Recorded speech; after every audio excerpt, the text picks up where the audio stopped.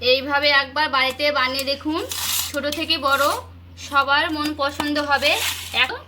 এই সুজির মিল্কে একটা খেলে আরও একটা খেতে চাইবে। দেখতে যেমন সুন্দর, খেতেও কিন্তু খুব সুন্দর। নমস্কার বন্ধুরা, আবারও চলে এসেছি আপনাদের কাছে। তো আজকে করব সুজির মিল্কে।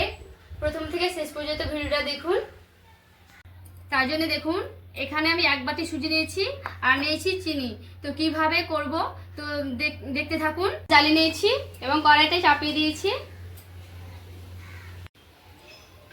এখানে আমি 1 চামচ ঘি ব্যবহার করছি।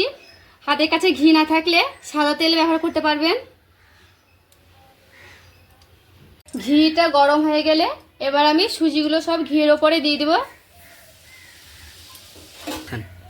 এবার আমি হালকা করে নাড়তে থাকবো। এখানে আমি গ্যাসটা হালকা দিয়ে দেব।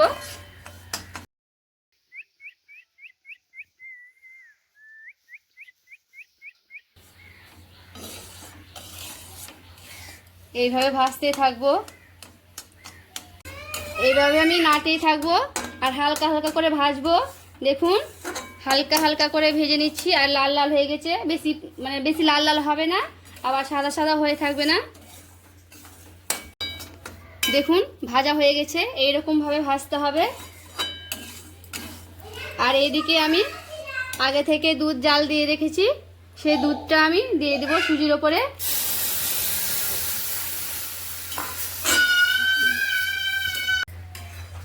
আমি পরিমাণ মতো দুধ দিয়ে সুজিটি দিয়ে দিয়েছি। এবার আমি স্বাদ মতো চিনি দেব। আপনাদের যেমন স্বাদ মতো চিনি মিষ্টি খাবেন সেরকম স্বাদ মতো চিনি দিবেন।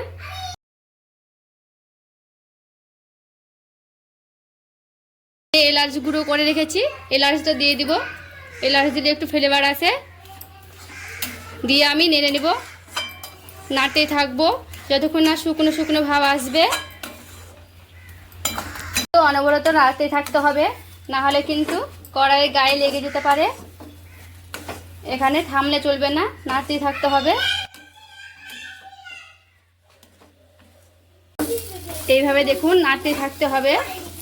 আর শুকনো শুকনো হয়ে চলে আসবে, গায়ে একটু লাগবে না। দেখুন, কড়াইয়ের গা থেকে কিন্তু ছেড়ে দিচ্ছে। আমাদের সুজির মিল্কে। এবার আমি একটা থালায় ঘি, আমি এই থালাতে ঢালবো বলে অল্প করে ঘি মাখিয়ে নিচ্ছি। আপনার তেল লাগাতেও পারবেন। থালাতে আমি ঢেলে নিচ্ছি, ভালো করে সেট করে নেব।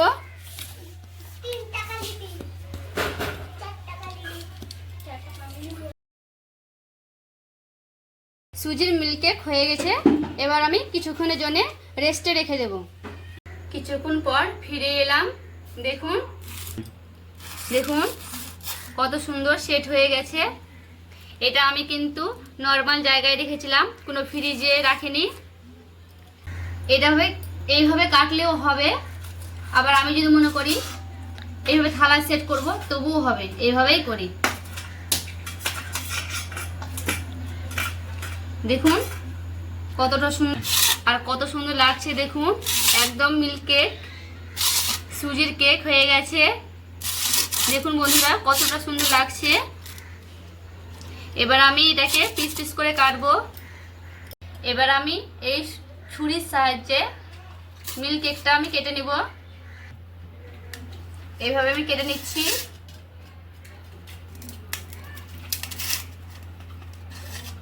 দেখুন কতটা সুন্দর হয়েছে।